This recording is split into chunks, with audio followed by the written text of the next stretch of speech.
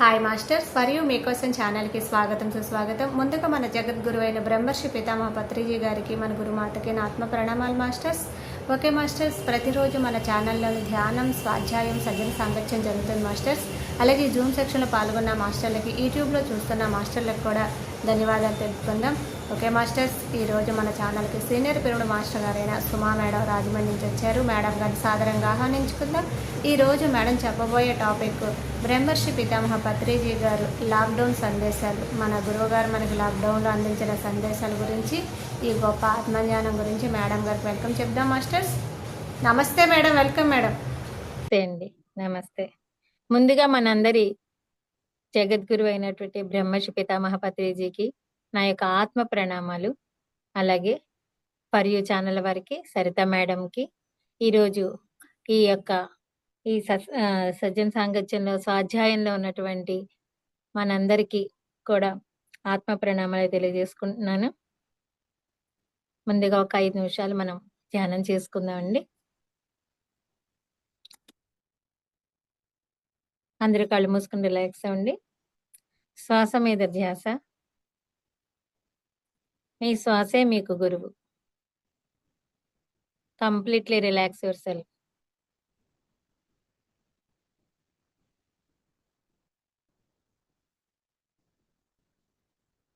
మీ తలపై భాగంలో 6 అంగుళాల దూరంలో సోల్ స్టార్ చక్ర తెల్లని కాంతి పుంజం వల్లే మరిసిపోతున్నది. దాని నుండి వెలువడుతున్న కాంతులు మీరున్న గది అంతా వ్యాపిస్తున్నాయి.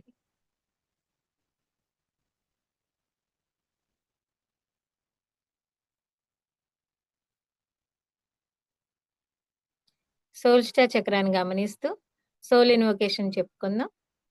నేను ఆత్మను, నేను దైవిక కాంతిని, నేను దైవిక సంకల్పాన్ని, నేను దైవిక ప్రేమను, నేను నా ఆత్మచే నిర్ణయింపబడిన స్థిర రూపకల్పనని. ఈ మీటింగ్ లో ఉన్న మనమంతా ఒక సర్కిల్లో నిలబడి ఉన్నాము. మనందరి సోల్ స్టార్ చక్ర తెల్లని కాంతిపుంజంతో కలపబడుతున్నది. అలాగే ఆ మూల చైతన్యానికి కలపబడుతున్నది.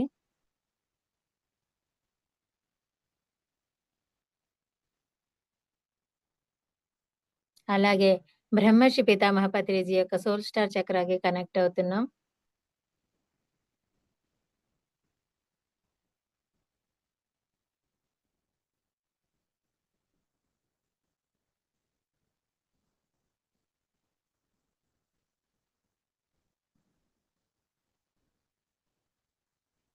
కాంతి లోకాల నుండి వెలువడుతున్న కాంతులు మనందరి మీదుగా ప్రవహిస్తూ భూమధ్య భాగంలోనికి చేరుతున్నాయి.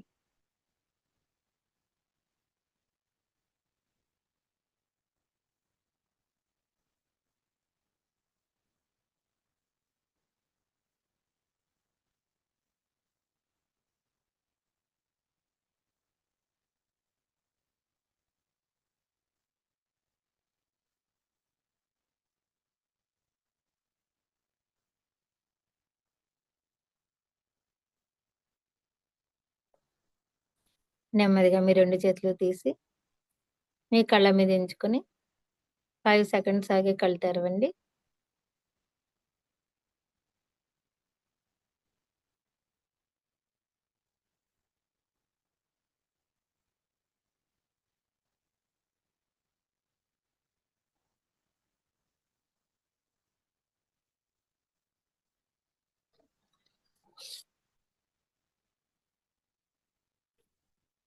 మనం లాక్డౌన్ సందేశాల్లో కంటిన్యూ చేసుకుందామండి.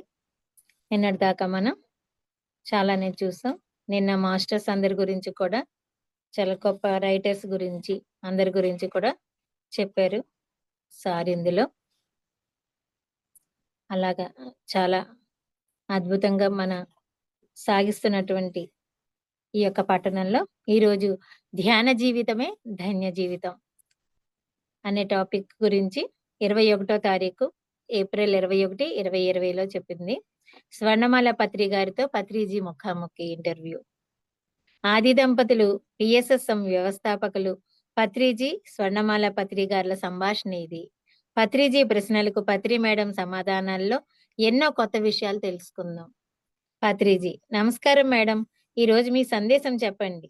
స్వర్ణమాల పత్రి: నేను ఇలా మాట్లాడడం చాలా సంతోషంగా ఉంది. రోజు విడిచి రోజు మీరు మాట్లాడేదంతా మీ దగ్గర ఉంది.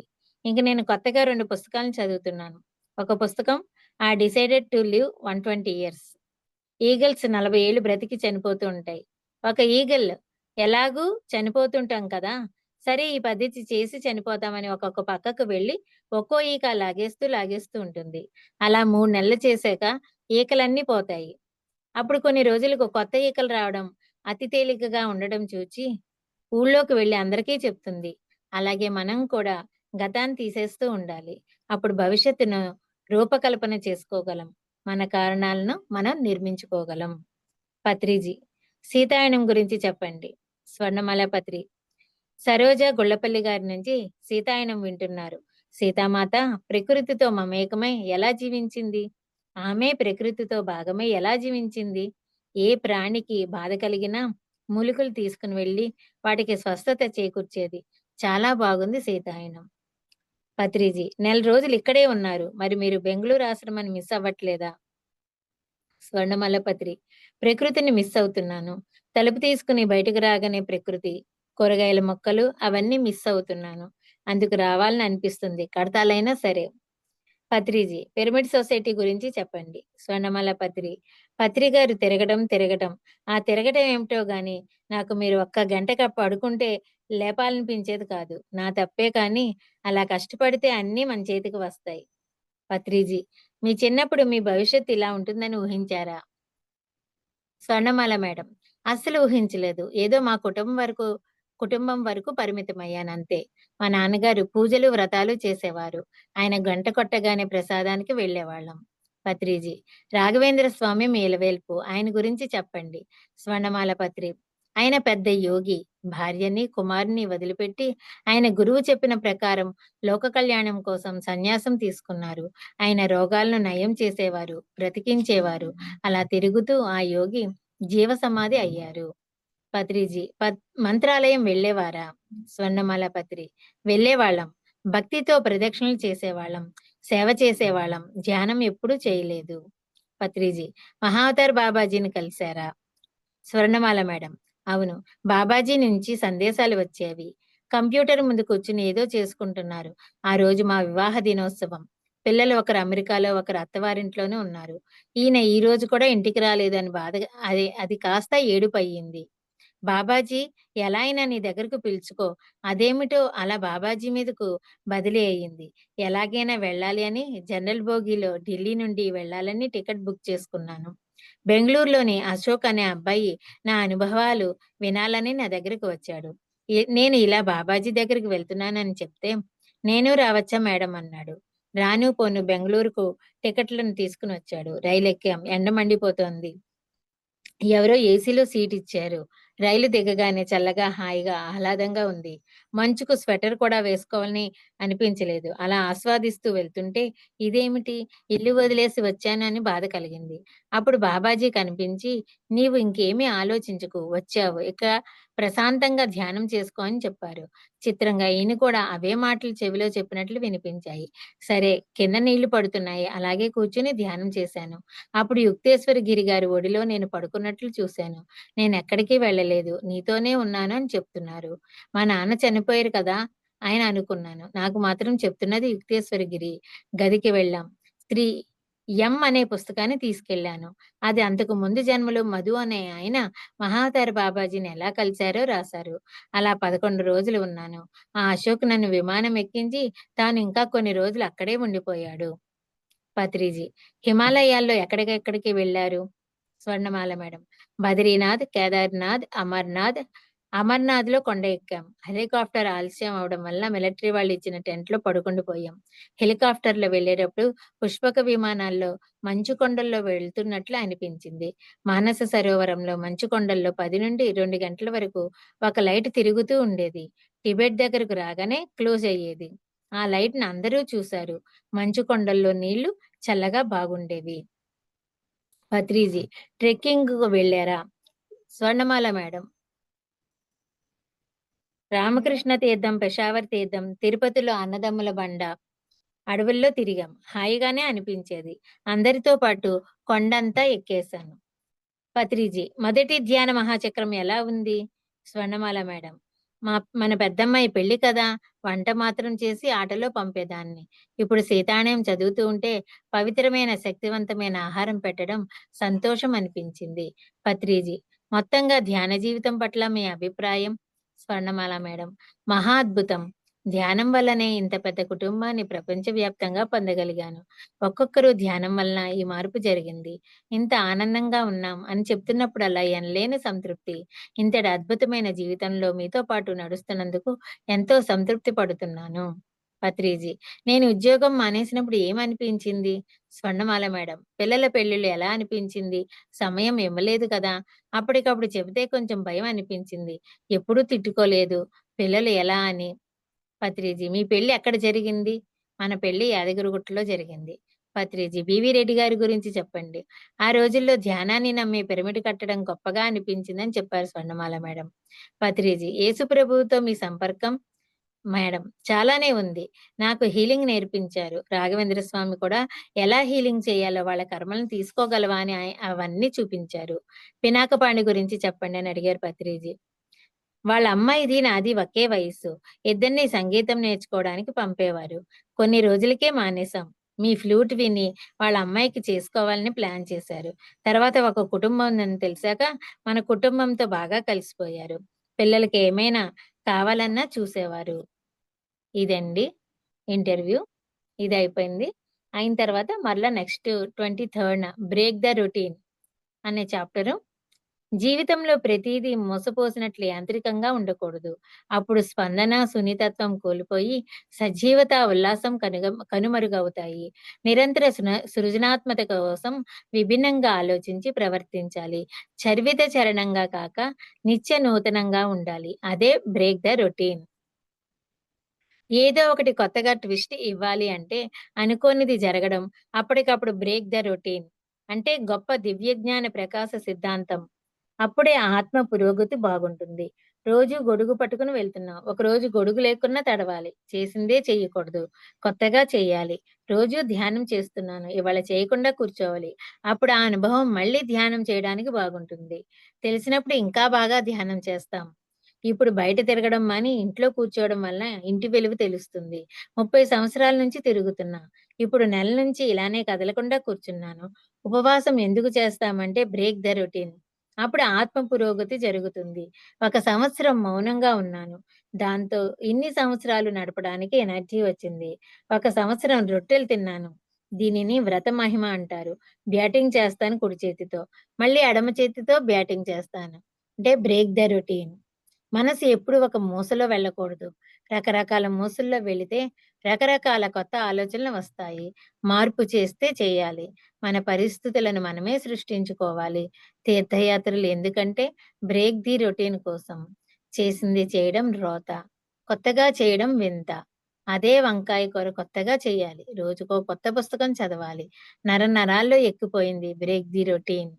ఒకసారి చదివిన పుస్తకం మళ్ళీ చదవకూడదు. కలిసిన వారిని మళ్ళీ కలవకూడదు. వీలైనప్పుడల్లా కొత్త చొక్కా వేసుకుందాం. ఈ లాక్‌డౌన్‌లో రోజు 2, 3 సినిమాలు చూస్తున్నాను. పరిస్థితులను వినియోగించుకోవాలి. నీవు చాలా జాగరూకతతో ఉండాలి. నీ మార్పులను నీవే సృష్టించుకోవాలి. నీ కార్యక్రమాన్ని మార్చు. అదే మాంసం తింటున్నావు. శాకాహారానికి మార్పు చెయ్యి. 1 గంట ఆలోచించకుండా ఉండు. రోజూ డాన్స్ చేస్తున్నావు. కదలకుండా ఉండడం నేర్చుకో. కొత్త ఆట నేర్చుకో. కొత్త రాగం నేర్చుకో. కొత్త ఒక వింత. వెంచర్ నుంచి అడ్వెంచర్ అవ్వు. గుర్జీఫ్ ఒక గొప్ప master in break the routine. Dance చేస్తూ స్టాప్ అనేవాడు. ఎలా ఉన్నాడో అదే భంగిమలో ఆగిపోవాలి. 100 మందిని సమావేశానికి తీసుకుని వెళ్లి సమావేశం లేదు అంటాడు. ఆడుకుంటాడు. ఇంటికి రమ్మంటాడు. నిద్రపోతాడు. గురువుకు నీ భావనలు తెలుసు. అందుకే వాళ్ళు అంగీకరించడం నేర్పిస్తారు. ఇలాంటి పరిస్థితిలోనైనా గురువులు రంగులు మారుస్తూ ఉంటారు. అది మామూలు విషయం కాదు. మనసులో ఎప్పుడూ సరైన ఆలోచనలు ఉండాలి. లోపల ఎప్పుడూ మంచే ఆలోచించాలి. అమ్మ లెక్కలు కొట్టుకుంటున్నారు. మనం చూడం. నచ్చింది తింటాం. ఎవరి వింతలు వాళ్ళే సృష్టించుకోవాలి. ఏడుస్తూ కాదు, నవ్వుతూ జీవించాలి. హాస్యగాళ్ళు బ్రేక్ ది రొటీన్ చేస్తారు. అందుకే అందరికీ ఇష్టం. చార్లీ చాప్లిన్ నడకలోనే బ్రేక్ ది రొటీన్ ఉంటుంది. మాటలు కూడా ఉండవు. అంతా నటనే. కానీ పొట్ట చెక్కలయ్యేలాగా నవ్వుతుంటారు. జీవితంలో ప్రతీదీ మోసపోసినట్లు యాంత్రికంగా ఉండకూడదు. అప్పుడు స్పందన, సున్నితత్వం కోల్పోయి సజీవత, ఉల్లాసం కనుమరుగవుతాయి. నిరంతర సృజనాత్మకత కోసం విభిన్నంగా ఆలోచించి ప్రవర్తించాలి. చరివిత చరణంగా కాక నిత్య నూతనంగా ఉండాలి. అదే బ్రేక్ ది రొటీన్. అర్థమైందనుకుంటున్నానండి. బ్రేక్ ది రొటీన్ రోజు ఒకేలా కాదు. కొత్త కొత్తయన్నీ నేర్చుకుంటూ ఉండాలి. ధ్యానం కూడా ఒక రోజు మానే చూడమంటున్నారు. మానితే నెక్స్ట్ డేకి ఇంకా మనం ఆ రోజు మిస్ అయిన దానికి ఇంకా తపంతో మనం బాగా చేస్తాం అన్నమాట. అలాగా బ్రేక్ ది రొటీన్ అయింది. ఇప్పుడు బుద్ధి, జ్ఞానం గురించి చెప్తున్నారు. మనుష్యులు బుద్ధి, జ్ఞానం కలిగి ఉండాలి. ఆ విధంగానే మాట్లాడాలి, ప్రవర్తించాలి. ప్రాపంచిక విషయాలు తెలిసి ఉండటం బుద్ధి. ఆధ్యాత్మిక విషయాలు, శాశ్వతత్వం గురించి తెలిసి ఉండటం జ్ఞానం. ఒకానొక వ్యక్తి ప్రాపంచికతలోనూ ఉండాలి, ఆధ్యాత్మికతలోనూ ఉత్తమంగా ఉండాలి. అదే బుద్ధి, జ్ఞానం కలిగి ఉండటం. ఇప్పుడు మనం బుద్ధి, జ్ఞానం గురించి తెలుసుకుందాం. బుద్ధి అంటే ప్రాపంచికం, జ్ఞానం అంటే ఆధ్యాత్మికత తెలిసి ఉండడం. తెలిసినవి తెలుసు అని చెప్పాలి. అదే జ్ఞానం. ఎంత మాట్లాడాలో అంతే మాట్లాడాలి. ఎంత మాట్లాడాలో అది బుద్ధి. ఏది మాట్లాడాలో అది జ్ఞానం. ఒక కంపెనీ మీటింగ్ జరుగుతుంది. నీ సమయం వచ్చే వరకు వేచి ఉండాలి. టీవీలో మాట్లాడతారు, వేచి ఉండరు. వెంటనే స్పందించేస్తారు. ఎవరు మాట్లాడుతున్నారో అర్థమే కాదు. బుద్ధి లేకుండా మాట్లాడితే శోభనివ్వదు. జ్ఞానం లేకుండా మాట్లాడితే అందం ఉండదు. నోరు విప్పినప్పుడల్లా ప్రతి వాక్యం బుద్ధి, జ్ఞానం 2 కలిపి ఉండాలి. అప్పుడు నీ వాక్కు విశేషం అవుతుంది. ప్రవచనం అవుతుంది. 2 ఉంటేనే ప్రవచనం అవుతుంది. ఆ విధంగా మాట్లాడినప్పుడే ప్రవక్త అవుతాడు. లేకపోతే రసాభాసం అవుతుంది. జ్ఞానం లేకుండా మాట్లాడవచ్చు కానీ బుద్ధి లేకుండా మాట్లాడకూడదు. నిజంగా తెలిసినవాడు ఊరికే ఉంటాడు. నిండుకుండ తొణకదు. ఒక వీణ మీటడానికి, ఒక తబలా వాయించడానికి అర్హత ఉండాలి. నోరు విప్పడానికి బుద్ధి, జ్ఞానం ఉండాలి. ఆలోచించి అందరి లాభం కోసం నోరు విప్పాలి. నీ మాటల్లో ఆధ్యాత్మికత ఉండాలి. కేవలం ప్రాపంచికం మాట్లాడితే బుద్ధి ఉంటుంది గాని జ్ఞానం ఉండదు. జ్ఞానాన్ని సంపాదించుకోవాలి. కేవలం బుద్ధి ఉంటే గొప్పది అవుతుంది కానీ మంచిది కాదు. జ్ఞానం ఉండాలి. జ్ఞానం ఎక్కడ దొరుకుతుంది? ధ్యాన సాధన నుంచి. మౌనంలో నుంచి బుద్ధి వస్తుంది. ధ్యానంలో నుంచి జ్ఞానం వస్తుంది. పండితుడు అయిన తర్వాత నోరు విప్పాలి. సకల దేశ కాలమానాలకు సంబంధించింది జ్ఞానం. బుద్ధి, జ్ఞానం 2 ఉన్నవాడే పురుషోత్తముడు. ఆత్మలను గ్రహించి మాట్లాడేవాడు జ్ఞాని. కాబట్టి లక్ష్యం పెట్టి సాధన చేసి మాట్లాడాలి. అటల్ బిహారీ వాజ్పేయి జ్ఞానం, బుద్ధి ఉన్నవారు. ఎంతో చక్కగా మాట్లాడేవారు. బుద్ధిమంతులతో తిరిగితే బుద్ధి వస్తుంది. జ్ఞానవంతులతో తిరిగితే జ్ఞానం వస్తుంది. ప్రాపంచికంగా బాగా ఉత్తమంగా ఎదిగిన వానికి బుద్ధి ఉంటుంది కానీ జ్ఞానం ఉండదు.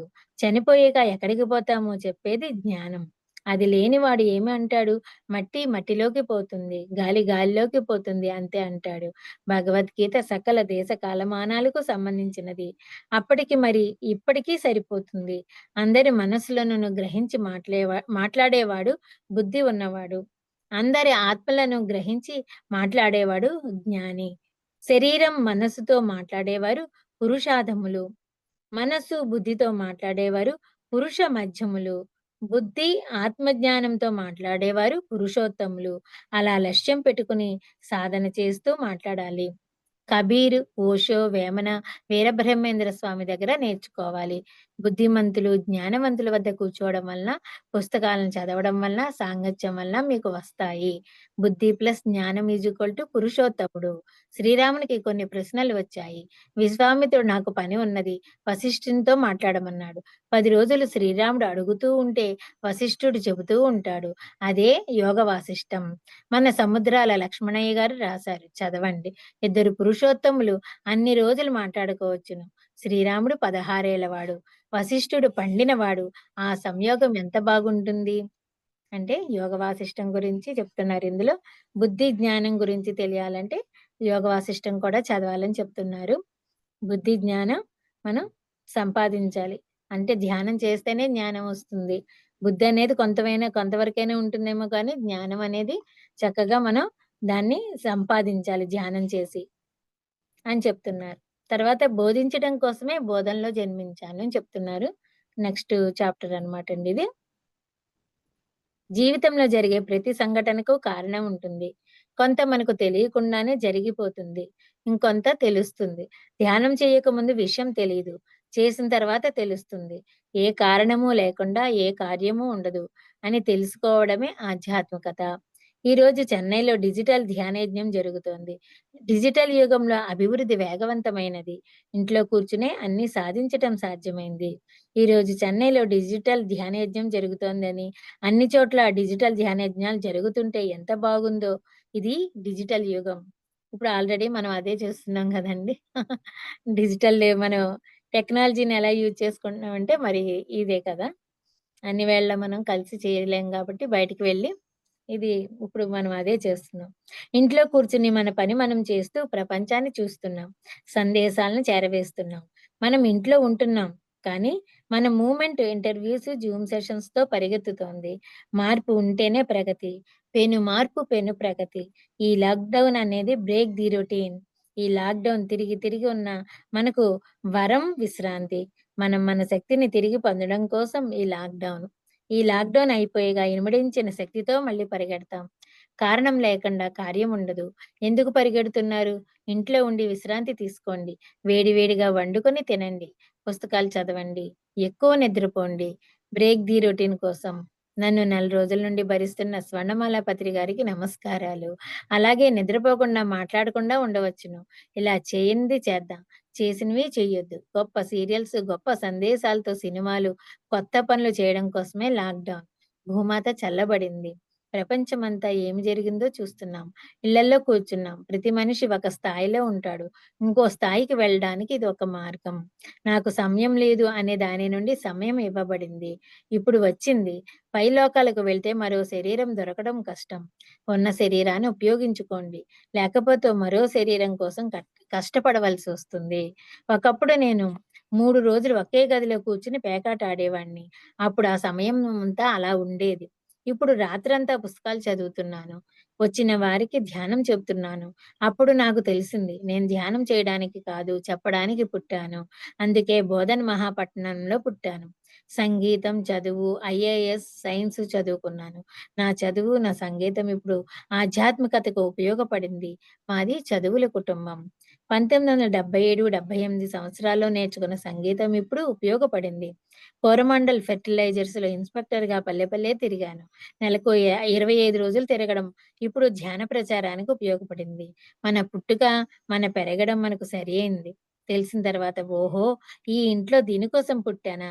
సంగీతం దీనికోసం నేర్చుకున్నానా? అప్పుడు అది చేసి ఉండకపోతే ఇప్పుడు నాకు ఫ్లూటు, సంగీతం ఉండేది కాదు. సగం జీవితం తెలియక జీవిస్తాం. ధ్యానంలోనికొచ్చాక సగం తెలిసి జీవిస్తాం. తల్లి దగ్గర చదువు, వంటలు, అన్న దగ్గర సుసంగీతం, ఉదయం నుంచి రాత్రి వరకు పుస్తకాలు చదవడం, ప్రూఫ్‌లు దిద్దడం నేర్చుకున్నాను. ఇప్పుడు ధ్యాన జగత్తుకు ఆ పని చేస్తున్నాను. సినిమాలు తీయడం ఇప్పుడు పిరమిడ్ సొసైటీకి చేస్తున్నాను. అప్పుడు రైతులలో సమావేశాలు ఏర్పాటు చేసేవాడిని. ఇప్పుడు ధ్యానం కోసం చేస్తున్నాను. ప్రతి మనిషి జీవితంలో సగం ప్రాపంచికం, రెండవ సగం ఆధ్యాత్మికత ఉంటుంది. ప్రాపంచిక జీవితం ఆధ్యాత్మిక జీవితానికి పోషణిస్తుంది.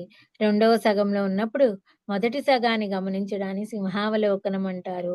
ప్రాపంచిక జీవితం ఆధ్యాత్మిక జీవితానికి పునాది. వికసిత జీవితం అన్నమాట.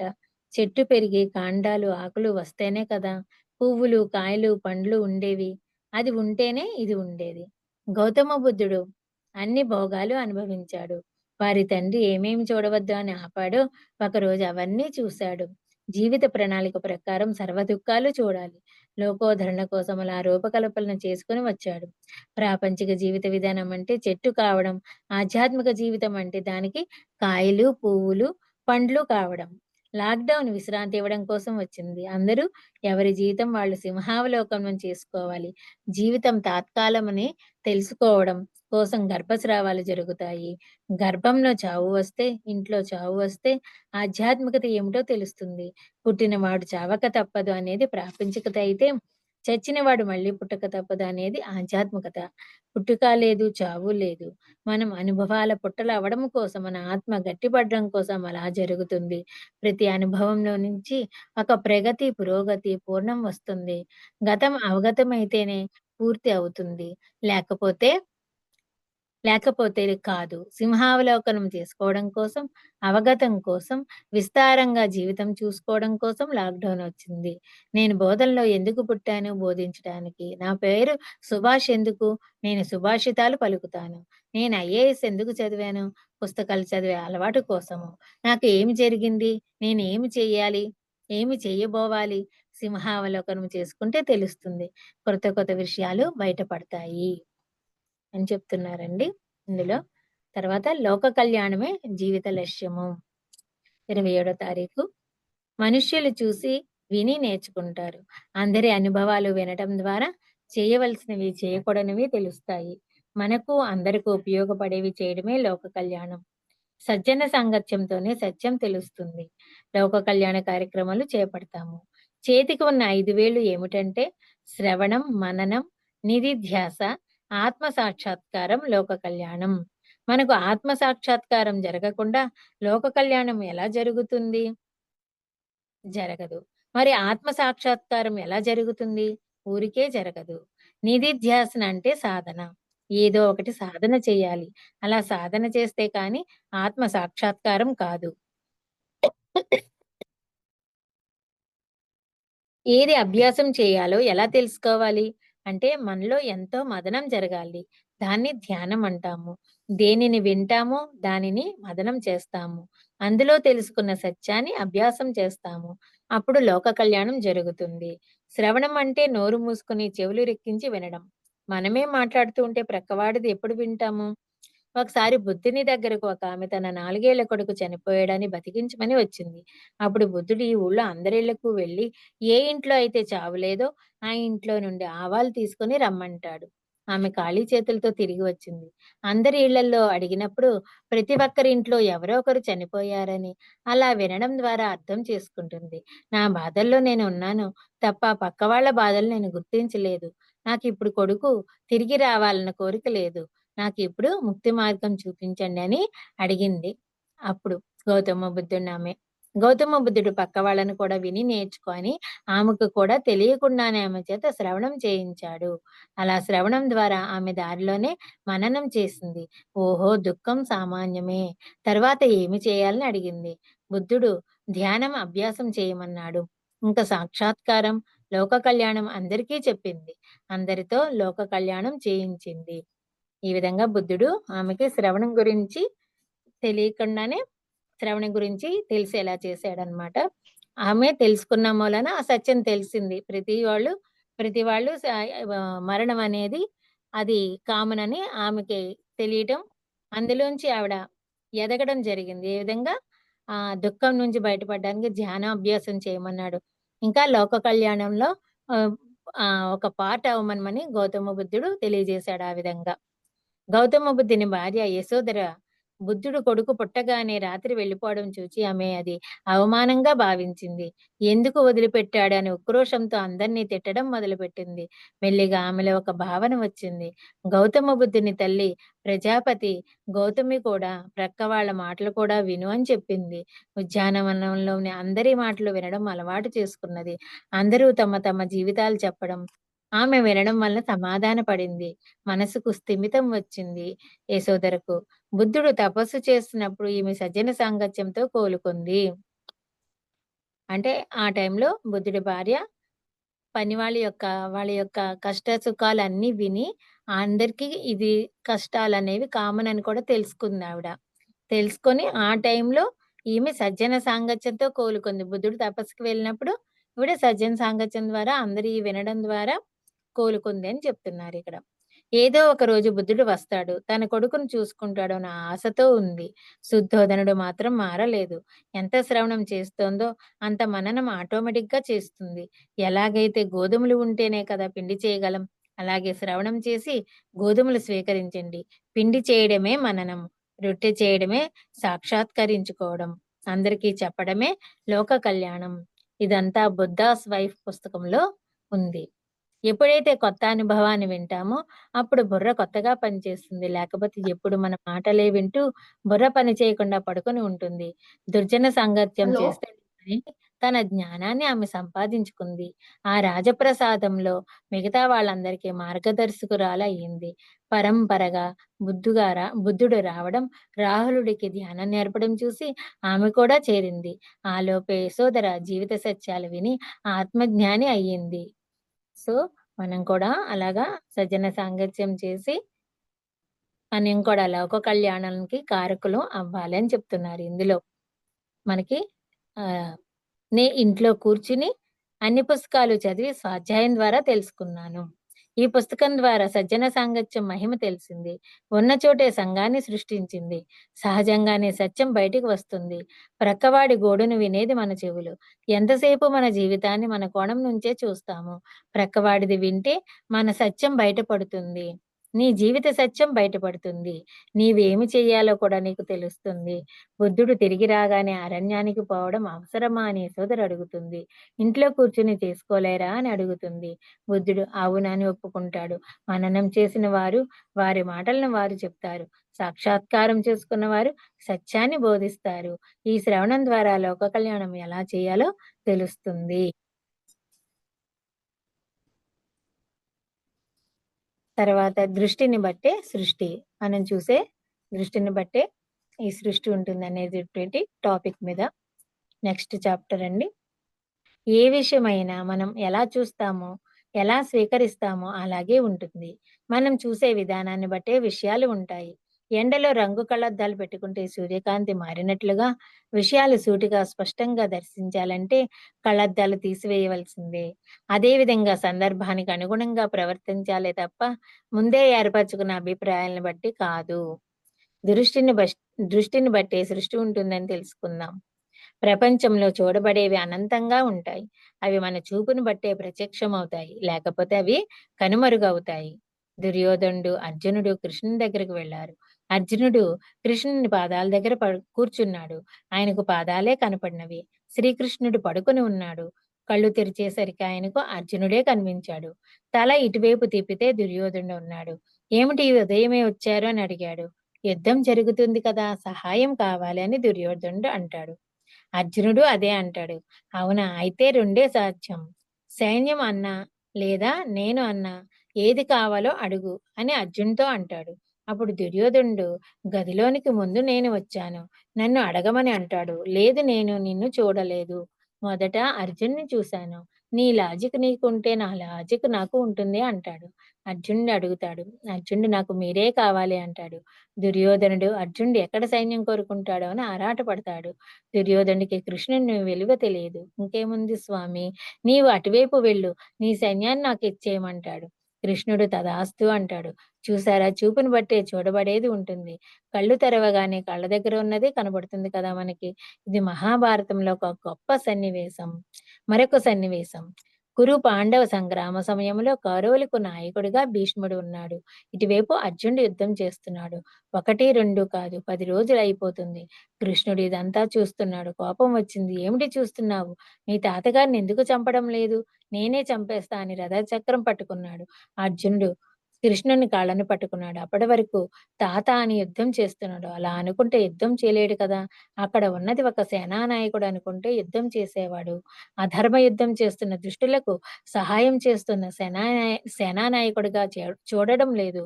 కనుక కృష్ణుడు అర్జుని దృష్టిని మరల్చాడు, చూపును మరల్చాడు. అప్పుడు అర్జునుని బాణాలు ఆయనను చేరాయి. మహాభారతం, రామాయణం గొప్ప సత్యాలను తెలుపుతాయి.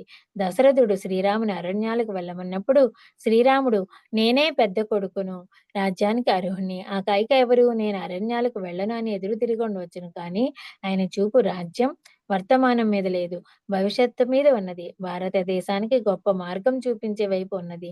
అందుచేత శ్రీరాముడు సంతోషంగా అరణ్యానికి వెళ్ళాడు. కరోనాను ఉదాహరణగా తీసుకుంటే కరోనాను చూసే విధానాన్ని బట్టి ఉంటుంది. నీవు పనికిరాని వాడివనుకో, భూమికి బరువు. చావుకు ఎవరు భయపడతాడు? లోకకంటకుడే చావుకు భయపడతాడు. వాటిని భయపెడుతుంది.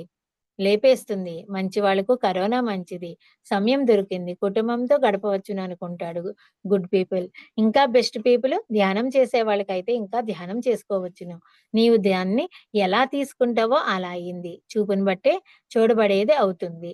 నేను తిరిగి తిరిగి అలసిపోయాను. ఎందరు చెప్పినా నేను రెస్ట్ తీసుకోలేదు. ఊపిరి ఉన్నంత కాలం తిరుగుతాను.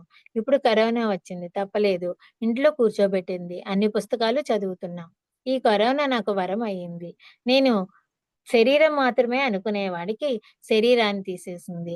నేను ఎన్ని రోజులు అలసిపోయానో. నాకు కరోనా వరమయింది. చూచేదాన్ని బట్టి చూడబడేది ఉంటుంది. ఇప్పుడు కరోనా సజ్జలను రక్షించడానికి, దుష్టులను శిక్షించడానికి వచ్చింది. ప్రకృతి అలా పనిచేస్తుంది. ప్రకృతి యొక్క తీర్పే కరోనా వైరస్. తొందరపడదు. నీ దృష్టి దోషం ఉంటే కరోనా ఒకలాగుంటుంది. నీ దృష్టి సరిగ్గా ఉంటే మరో విధంగా ఉంటుంది. నీ వాస్తవానికి నీవే సృష్టికర్తవు. కరోనా నీ వాస్తవాన్ని నీకు ఇస్తుంది అంతే. పైలోకంలోని మాస్టర్స్‌ని చూడగలిగితే వారు తప్పకుండా సహాయం చేస్తారు అని దృష్టిని బట్టే సృష్టి ఉంటుందని చెప్తున్నారండి. మన చూసే దృష్టిని బట్టే మన యొక్క జీవితంలో సంఘటనలు కూడా ఉంటాయి. దాన్ని మనం తీసుకునే విధానాన్ని బట్టే మన జీవితం కూడా ఆధారపడి ఉంటుంది.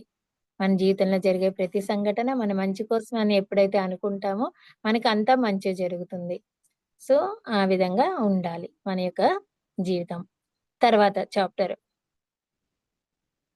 మే 1న ప్రతీదీ పర్పస్ కోసమే జరుగుతుంది అని చెప్తున్నారు. జీవితంలో ఏది జరిగినా దానికి ఒక లక్ష్యం ఉంటుంది. చిన్నప్పటి నుంచి జరిగిన ప్రతిదాని వెనుక, జరుగని దాని వెనుక మన జీవిత లక్ష్యం దాగి ఉంటుంది. మన జీవితాన్ని పునశ్చరణ చేసుకుంటే ఏది ఎందుకు జరిగిందో లేక ఏది ఎందుకు జరగలేదో తెలుస్తుంది. ఏది చేస్తే ఏ వసానాలు వస్తాయో అర్థమవుతుంది. పత్రిజీ 1956లో నేను మొదటిసారి ఆత్మశక్తిని అనుభూతి చెందినప్పుడు నా వయసు 9 సంవత్సరాలు ఉంటుంది. అలహాబాద్‌లో మా అమ్మగారి అన్నగారైన రామచంద్రరావు గారి దగ్గరికి వెళ్ళాను. అప్పుడు నాకు నత్తిగా ఉండేది. దానిని సరిచేయడం కోసం ఆపరేషన్ చేశారు. అలహాబాద్‌లో హాస్పిటల్‌లో అనస్థీషియా ఇచ్చినప్పుడు నేను పైనుంచి చూస్తూ ఉన్నాను. శరీరానికి ఆపరేషన్ అవుతుంది. ఆత్మకు ఏమీ ఉండవు. నేను శరీరాన్ని కాదు, ఆత్మను అని తెలుసుకున్నాను. ఇలాంటివి అందరికీ ఉంటాయి. ప్రశ్న: మీ లక్ష్యం ఎప్పుడు తెలుసుకున్నారు? పత్రిజీ: ప్రతి ప్రాణికి, ప్రతి జీవానికి, చెట్టుకు, కరోనా వైరస్‌కు, కన్నుకు, చెవికి, గుండెకు, కాలేయానికి, మూలాధార చక్రానికి, శివునికి, రావణునికి, రామునికి పర్పస్ ఉంటుంది. పాలు, పెరుగు ఏ క్షణంలో అవుతుంది? చెప్పలేము కదా! అలాగే జీవిత లక్ష్యం ఎప్పుడు తెలుసుకుంటామంటే అది క్రమక్రమంగా తెలుస్తుంది. అలాగే ఆత్మజ్ఞానం వచ్చిందా లేదా అన్నది పాయింట్. అది క్రమక్రమంగా వస్తుంది. నీరు మెల్లగా వేడెక్కుతుంది. ఉష్ణోగ్రత 1000కు చేరినప్పుడు ఒకేసారి ఆవిరవుతుంది. అలాగే ఈ పర్పస్‌లో భాగంగా తెలుసో తెలియకో ప్రతీదీ జరుగుతూనే ఉంటుంది. ప్రశ్న: మీ పర్పస్‌లో భాగంగానే మార్కెటింగ్ ఫీల్డ్‌లో ఉద్యోగం చేశారా? పత్రిజీ: అవును. ఆ మార్కెటింగ్ ఫీల్డ్ మూలంగానే ఊళ్ళన్నీ తిరగడం నేర్చుకున్నాను. ఎక్కడైనా తినగలగడం, పడుకోవడం నేర్చుకున్నాను. 17 సంవత్సరాలు పనిచేశాను.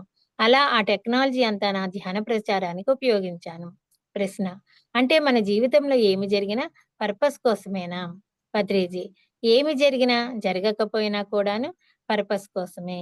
నేను సంగీతం నేర్చుకున్నది కూడా ధ్యానం కోసమే. కచేరీలు చేయడానికి కాదు. మంగళంపల్లి బాలమురళీకృష్ణలా నా సంగీతం అంతలా లేదు. అది నా పర్పస్ కాదు. నీ పుట్టుకను బట్టే నీ పర్పస్ ఉంటుంది. నీ పర్పస్ బట్టే నీ పుట్టుక వస్తుంది. ఉదాహరణకు నేను తెలంగాణలో పుట్టాను. కానీ మహారాష్ట్ర సరిహద్దుల్లో ఉంటుంది. అక్కడే ఎందుకు పుట్టాను?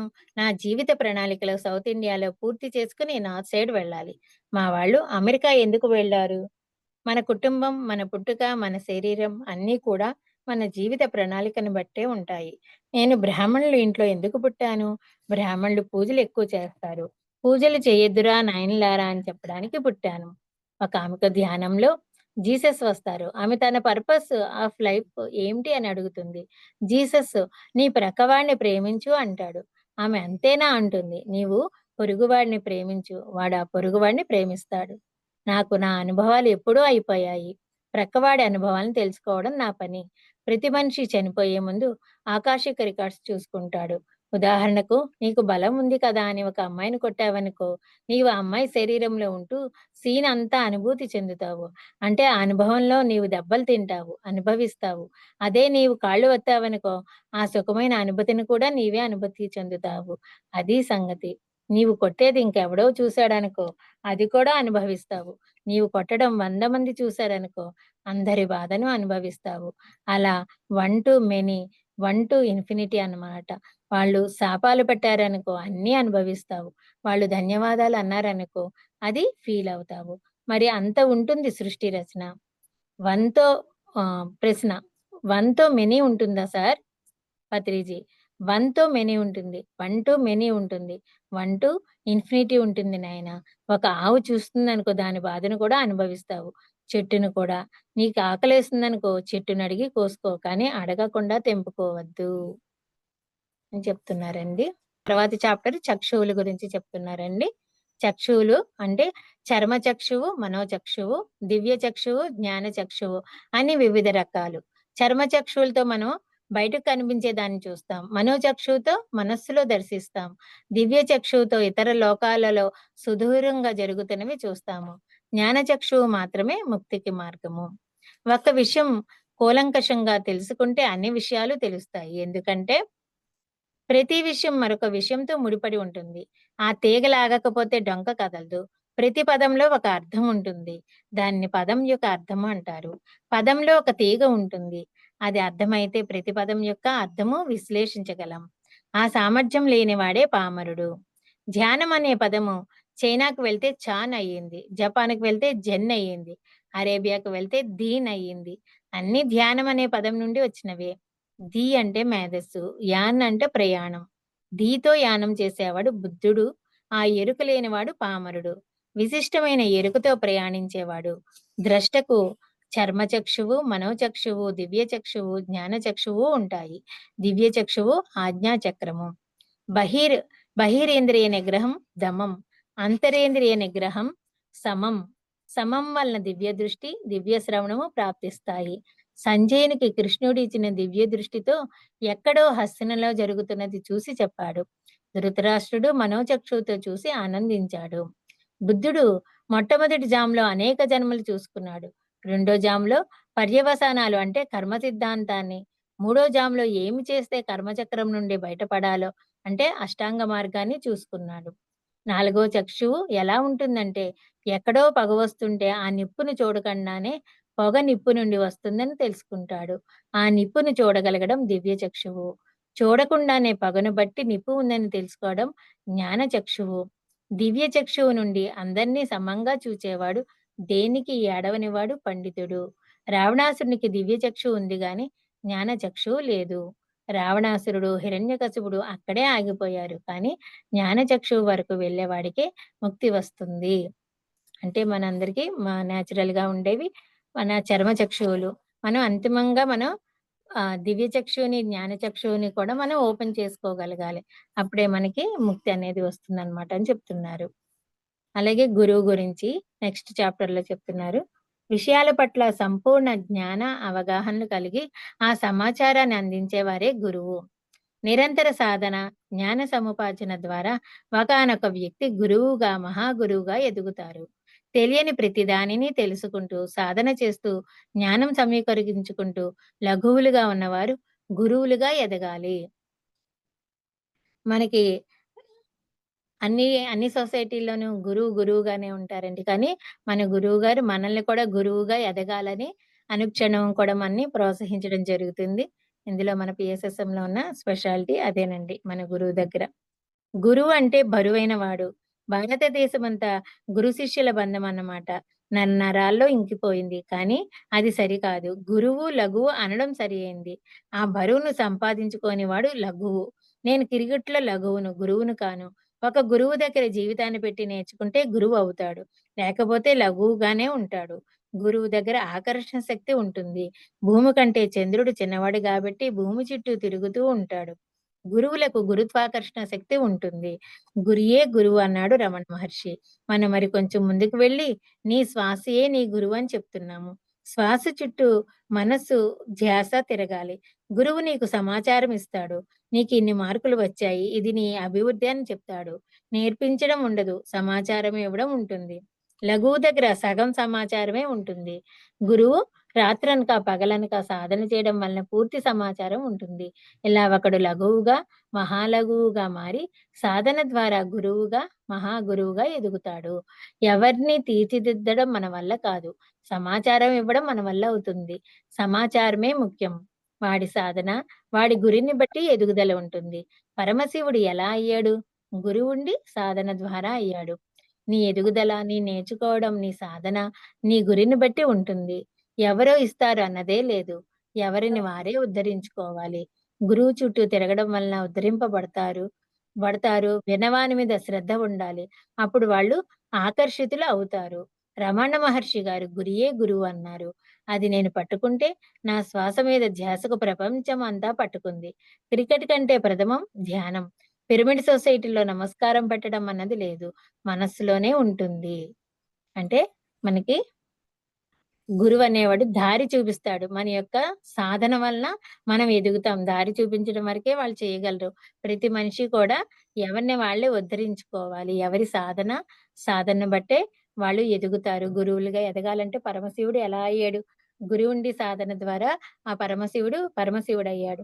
అలాగే నీ ఎదుగుదల, నీ నేర్చుకోవడం, నీ సాధన, నీ గురిని బట్టే ఉంటుందని ఇందులో పితామహ పత్రిజీ మనకు చెప్తున్నారండి.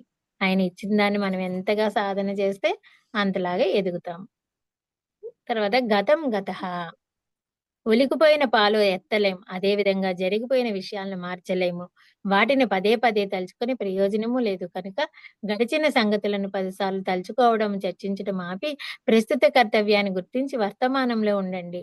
ఇప్పుడు మనం గతం గతః, రాత్ గయితో బాత్ గయి గురించి తెలుసుకుందాం. ఆత్మ జాగృతి కలగాలంటే గతం వదిలేయాలి. రాత్రి కొట్టుకున్నాం అయిపోయింది. ఉదయమే కొత్తగా ఆలోచించాలి. భవిష్యత్తులో ఏమి కావాలో దానిని గురించి ఆలోచించాలి. గతాన్ని మరిచిపోవాలి. ఏ పంట వేస్తే బాగుంటుందో ఆలోచించే పంట వేసుకుంటాం. అయిపోయిన దాని గురించి కాదు. గతాన్ని ఎప్పుడు మడిచివేస్తూ ఉండాలి. మనోఫలకం మీద నుండి తుడిచివేయకపోతే మనసు గజిబిజిగా ఉంటుంది. ఉన్నది ఒక్కటే మనోఫలకం. దాని మీద జరిగిపోయింది ఉండకూడదు. నల్లబల్ల మీద తుడిచేస్తూ ఉండాలి. మళ్ళీ రాస్తూ ఉండాలి. నిన్నటి వార్తాపత్రిక ఎలాగైతే పనికిరాదో అలా మనోఫలకాన్ని ఎప్పుడు శుభ్రంగా అందంగా ఉంచుకోవాలి. కరిగిపోయిందని తుడిచివేయడం, మనసులో ఆలోచనలను చెరిపివేయడం, గందరగోళంగా ఉన్న గతాన్ని విగతం చేయడం ధ్యానం. లేకపోతే వర్తమానంలో అన్ని అవమానాలు వస్తాయి. ఎందుకంటే వాడు గతంలో తిరుగుతున్నాడు. వినేటప్పుడు గతాన్ని విగతం చేసుకొని వినాలి. ఒకానొక జ్ఞానికి గతమే ఉండదు. ఎప్పుడు గతంలో ఉండేవాడి జీవితం వ్యర్థం. ప్రతిబంతి నోబాల్ అవుతుంది. వాడి జన్మ పరంపర పూర్తి కాదు. ప్రతిబాలు నోబాల్ వేస్తే గతంలో ఉంటే ఎన్ని జన్మలు ఎత్తాలో 6 జన్మలు వర్తమానంలో ఉంటే వాడు బుద్ధుడు అవుతాడు. ఇది అందరికీ తెలుసు కానీ సాధనలో లేదు. ధ్యానం మొదలుపెట్టినప్పుడు పాత చెత్త అంతా లేస్తూనే ఉంటుంది. ఆ ముసురుకున్న ఆలోచనల మీద శ్రద్ధ చూపించకపోతే అవి వెళ్ళిపోతాయి. వర్తమానం మీద శ్రద్ధ పెట్టాలి. కళ్ళు విప్పి చూడాలి. ఇప్పుడు నేను ఏమి చేయగలను? ఇప్పుడు పొలంలో ఏమి విత్తాలి? ఇప్పుడు ఏమి చేస్తే భవిష్యత్తు బాగుంటుంది? వర్తమానంలో గతం ఉండరాదు. గతం ఎప్పుడు విగతం చేసుకోవాలి. గతంలో ఉంటే వర్తమానం అవమానం. గతం విగతం చేసుకుంటే వర్తమానం ఒక బహుమానం. ఒక పుస్తకం చదువుతుంటే, ఒక పని చేస్తూ ఉంటే వర్తమానంలో ఉంటాము. ఎవరికైనా సేవ చేస్తుంటే వర్తమానంలో ఉంటాము. పారాయణం చేస్తుంటే వర్తమానంలో ఉంటాము. అదే దివ్య జ్ఞాన ప్రకాశం. ఒక సంసారంలో తల్లి ఉంటుంది. ఆమెకు గతంలో ఉండడానికి సమయం లేదు. పిల్లలకు స్నానం చేయించాలి, పాఠశాలకు పంపించాలి. ఇలా ఎన్నో పనులు. అందుకే తల్లి వర్తమానంలో ఉంటుంది. పురుషులకు ఏమీ పని లేదు కదా! వాడు నన్ను ఇలా అన్నాడు అని ఆలోచిస్తూ ఉంటారు. All women are enlightened. స్త్రీలందరూ దివ్య జ్ఞాన ప్రకాశం పొందినవారే. సో, ఇదండి గతాన్ని ఎలా వదిలి మనం ఎదగాలనేది చెప్తున్నారు. మనం ధ్యానం మొదలెట్టినప్పుడు ఫస్ట్ మనకొచ్చేవన్నీ చెత్త ఆలోచనలు, పాతవి అన్నీ చక్కగా వచ్చేస్తూ ఉంటాయి. ఆ ముసురుకున్న ఆలోచనలన్నిటిని మనం చక్కగా వాటి మీద శ్రద్ధ చూపించకుండా వాటిని పక్కకి గెంటేసి మనం భవిష్యత్తు మీద మనం ఈ భవిష్యత్తులో ఎలా ఉండాలనేది ప్లాన్ చేసుకోమని చెప్తున్నారనమాట. వర్తమానంలో అస్సల పూర్తిగా ఉండాలి. గతం ఎప్పుడు కూడా వదిలేయాలని చెప్తున్నారు. గతంలో ఏదైనా నేర్చుకున్న జ్ఞానం ఉంటే దాన్ని ఓన్లీ ఉంచుకోవాలి మైండ్‌లో. అంతేగాని ఆ సంఘటనలని అది మన మైండ్‌లో ఉంచుకొని మనం డిస్టర్బ్ అవ్వకూడదు. అది. ఓకే అండి.